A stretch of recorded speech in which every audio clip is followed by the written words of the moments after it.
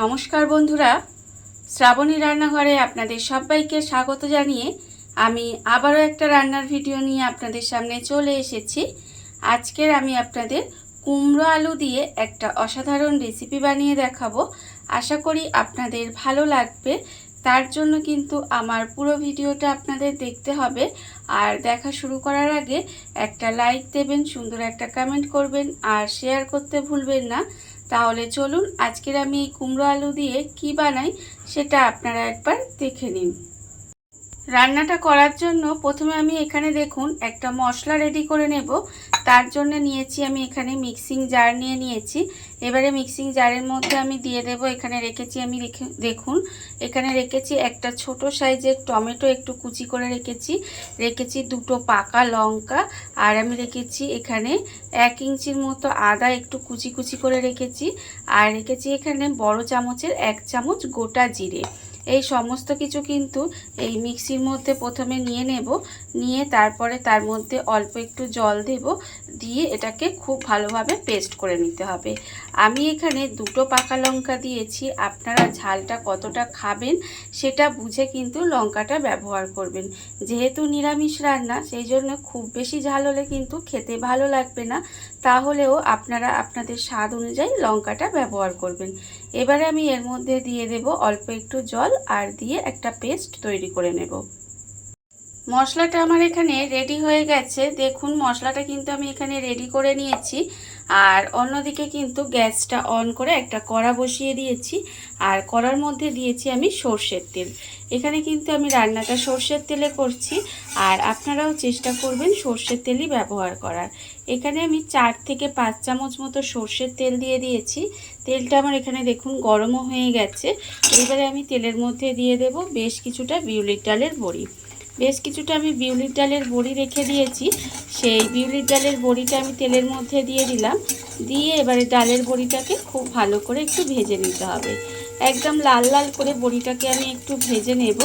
এমনভাবে বড়িটা ভাজবেন যাতে বড়িটা সুন্দরভাবে ভাজাও হয়ে যায়, আবার অথচ পুড়ে না যায় সেটা লক্ষ্য রাখতে হবে। এইভাবে সুন্দর করে আমি প্রথমে বড়িটাকে ভেজে নেব। আর দেখুন এখানে কিন্তু বড়িটা আমার প্রায় ভাজা হয়ে গেছে। এইবারে আমি বড়িটাকে আলাদা করে তুলে রেখে দেব। দেখুন এখানে কিন্তু লাল লাল করে বড়িটা ভাজা হয়ে গেছে। এইবারে আমি বড়িটাকে আলাদা করে তেল থেকে তুলে রেখে দেব। ভাজা বড়িটা আমি এখানে আলাদা করে তুলে রেখে দিয়েছি। আর অন্যদিকে যে তেলের মধ্যে বড়িটা ভেজেছিলাম সেই তেলের মধ্যেই কিন্তু রান্নাটা আমি করব। তার জন্য আমি তেলের মধ্যে দিয়ে দিলাম দেখুন প্রথমে একটা তেজপাতাকে মাঝখান থেকে আধখানা করে এইভাবে তেলের মধ্যে দিয়ে দিয়েছি। এইবারে আমি এর মধ্যে দিয়ে দেব দেখুন 1/2 চামচ মতো পাঁচফোড়ন। তেলের মধ্যে 1/2 চামচ মতো পাঁচফোড়ন দিয়ে দিলাম, দিয়ে একটু তেলের মধ্যে নাড়াচাড়া করে ভেজে নিয়েছি। এইবার আমি দেব এর মধ্যে অল্প সামান্য একটু হিং। যেহেতু নিরামিষ রান্না এইভাবে অল্প একটু হিং দিলে কিন্তু এর স্বাদ অনেকাংশে বেড়ে যায়। দেখুন হিং দিয়ে কিন্তু বেশিক্ষণ ভাজবেন না, তাহলে হিংটা যদি পুড়ে যায় তাহলে কিন্তু রান্নাটা খেতে ভালো লাগবে না। হিংটা দিয়ে একটু সময় নেড়ে ছেড়ে এবারে আমি এর মধ্যে দিয়ে দিলাম যে মিক্সির মধ্যে আমি মশলাটা রেডি করে রেখেছিলাম, সেই মশলাটা কিন্তু এর মধ্যে আমি দিয়ে দিয়েছি। মশলাটা দিয়ে এবারে এইভাবে খুব ভালোভাবে একটু কষিয়ে নিতে হবে। দেখুন মশলাটা দিয়ে কিন্তু আমি এখানে খুব ভালোভাবে একটু কষিয়ে নেব। মশলাটা দিয়ে দেখুন আমি কিন্তু এখানে একটু সময় এইভাবে কষিয়ে নিয়েছি। এইবারে আমি এর মধ্যে দিয়ে দেব আন্দাজ মতো নুন, 1/2 চামচ হলুদের গুঁড়ো, আর যেহেতু আমি এখানে মিষ্টি কুমড়ো রান্না করছি তাই আমি এখানে 1/2 চামচ মতো চিনি দিলাম। চিনি দিলে কি হয়, কুমড়ো রান্নায় একটু সামান্য যদি চিনি দেন তাহলে দেখবেন এর স্বাদটা কিন্তু অনেকাংশে বেড়ে যায়। আর যদি কুমড়ো মিষ্টি হয় তাহলে কিন্তু আপনারা মিষ্টিটা নাও দিতে পারেন। এবারে সমস্ত গুঁড়ো মশলাগুলো দিয়ে আবারও কিন্তু খুব ভালোভাবে মিশিয়ে এইভাবে একটু সময় কষিয়ে নেব। খুব বেশি সময় কষানোর দরকার নেই, এইভাবে একটু কষিয়ে নিলেই হবে। এবারে আমি এর মধ্যে দিয়ে দেব দেখুন যে আলু আর কুমড়োটা এখানে আমি ছোট ছোট করে কেটে রেখেছিলাম, সেই আলু কুমড়োটাও কিন্তু এর মধ্যে দিয়ে দিলাম। দিয়ে এবার খুব ভালোভাবে, যেহেতু আলু কুমড়োটা আমার এখানে ভাজা নেই, সেই জন্য কিন্তু খুব ভালোভাবে মশলার সঙ্গে মিশিয়ে একদম খুব সুন্দর করে কষিয়ে ভাজা ভাজা করে নিতে হবে। আমি এখানে এইভাবে রান্নাটা করছি। আপনারা চাইলে কিন্তু এই আলু আর কুমড়োটা আলাদা করে তেলের মধ্যে ভেজে তারপরেও কিন্তু এইভাবে রান্নাটা করতে পারেন। হাতে যখন সময় কম থাকবে তখন কিন্তু রান্নাটা এইভাবে একবার করে দেখবেন, খেতে কিন্তু অসম্ভব সুন্দর হয়। আর আমি প্রতিদিনের মতো আবারও আপনাদের বলছি যে প্লিজ আমার ভিডিওটা আপনারা টেনে টেনে দেখবেন না, পুরো ভিডিওটা দেখুন, আশা করি আপনাদের ভালোই লাগবে। এবারে এই আলু আর কুমড়োটা যে আমি দিয়েছি, এটা কিন্তু একটু সময় ধরে ভালোভাবে কষিয়ে একদম মশলার সঙ্গে ভাজা ভাজা করে নিতে হবে। যেহেতু আমি সবজি আগে ভেজে নিইনি, সেই জন্য কিন্তু এটা অবশ্যই করতে হবে। তাহলে চলুন আমি একটু মশলার সঙ্গে আলু কুমড়োটা ভাজা ভাজা করে নিই। কুমড়ো আর আলুর সঙ্গে দেখুন মশলাটা খুব ভালোভাবে কষিয়ে একটু সময় এইভাবে ভাজা ভাজা করে নিয়েছি। দেখতেই পাচ্ছেন এটা কিন্তু খুব ভালোভাবে কষাতে হবে, না হলে কিন্তু খেতে ভালো লাগবে না। আর এটা দেখুন আমার কিন্তু খুব ভালোভাবে কষানো হয়ে গেছে। এইবারে আমি এর মধ্যে দিয়ে দেব জল। এখানে আমি যে মিক্সিতে মশলা বানিয়ে রেখেছিলাম সেই মশলাটা ধুয়ে একটু জল দিয়ে দিলাম। দেখুন এর থেকে বেশি কিন্তু আমি জল দেব না। আলু আর কুমড়োটা সেদ্ধ হতে যতটা জল লাগবে ঠিক ততটাই জল দেবেন। আমি এবারে খুব ভালোভাবে মিশিয়ে নিলাম। মিশিয়ে ঢাকা দিয়ে এইভাবে রান্না হতে দেব যতক্ষণ না পর্যন্ত আলু আর কুমড়োটা খুব ভালোভাবে সেদ্ধ হয়ে যায়।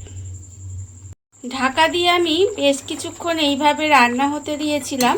এর ফলে দেখুন এখানে কিন্তু আলু আর কুমড়োটা খুব ভালোভাবে সেদ্ধ হয়ে গেছে। যখন দেখবেন আলু আর কুমড়ো সেদ্ধ হয়ে গেছে তখন কিন্তু আমি এর মধ্যে দিয়ে দেব, এখানে আমি রেখেছিলাম বেশ কিছুটা বিউলির ডালের বড়ি, সেই বড়িটাও কিন্তু আমি এখানে দিয়ে দিলাম। দিয়ে খুব ভালোভাবে মিশিয়ে দেব। মিশিয়ে দিয়ে আবারও কিন্তু ঢাকা দিয়ে প্রায় 10 মিনিট মতো রান্না হতে দেব, যাতে বড়িটাও কিন্তু খুব ভালোভাবে সেদ্ধ হয়ে যায়। সেই জন্য আবারও কিন্তু এইভাবে একটু 10 মিনিট ঢাকা দিয়ে রান্না করে নিতে হবে। বড়িগুলো দিয়েও কিন্তু আমি এখানে প্রায় 10 মিনিট মতো ঢাকা দিয়ে একটু রান্না করে নিয়েছিলাম। দেখুন এর ফলে কিন্তু বড়িগুলোও কিন্তু খুব ভালোভাবে সেদ্ধ হয়ে গেছে। রান্না কিন্তু আমার এখানে প্রায় রেডি হয়ে গেছে। নামানোর আগে আমি শুধুমাত্র এর মধ্যে দিয়ে দেব 2টো পাকা লঙ্কা, আমি ওপর থেকে দিয়ে দিলাম। দেখুন এই রান্নাটা কিন্তু খুব সহজে আর খুব তাড়াতাড়ি হয়ে যায়, আর খেতে কিন্তু অসম্ভব সুন্দর লাগে। যে কোনো নিরামিষ দিনে বা এমনি দিনেও এইভাবে আপনারা বানিয়ে দেখতে পারেন। এটা আপনারা রুটি, লুচি, পরোটা যে কোনো কিছুর সাথে কিন্তু বানিয়ে খেয়ে দেখবেন, খেতে কিন্তু ভীষণ সুন্দর হয়। দেখুন আমার কিন্তু রান্নাটা এখানে রেডি হয়ে গেছে। এবারে আমি গ্যাসটা অফ করে দেব এবং আপনাদের পরিবেশন করে দেখাবো ঠিক কেমন হলো। দেখুন বন্ধুরা, বাড়িতে থাকা কত অল্প উপকরণে কত অল্প সময় কত সুন্দর একটা কুমড়ো আলু রেসিপি তৈরি হয়ে গেছে, আপনারা দেখতেই পেলেন। আর এটা কিন্তু খেতে অসম্ভব সুন্দর হয়। এইভাবে আপনারাও একদিন হলেও বাড়িতে বানিয়ে দেখতে পারেন। আর এই ভিডিওটা যদি আপনাদের ভালো লেগে থাকে, আপনারা যদি ফেসবুক থেকে দেখে থাকেন পেজটি ফলো করে দেওয়ার অনুরোধ রইল। আর যদি ইউটিউব থেকে দেখে থাকেন চ্যানেলটি সাবস্ক্রাইব করে নেওয়ার অনুরোধ রইল। তাহলে চলুন ভিডিওটা আমি এখানেই শেষ করছি। আপনারা সবাই ভালো থাকবেন, সুস্থ থাকবেন। আবারও হাজির হব নতুন কোনো রান্না নিয়ে।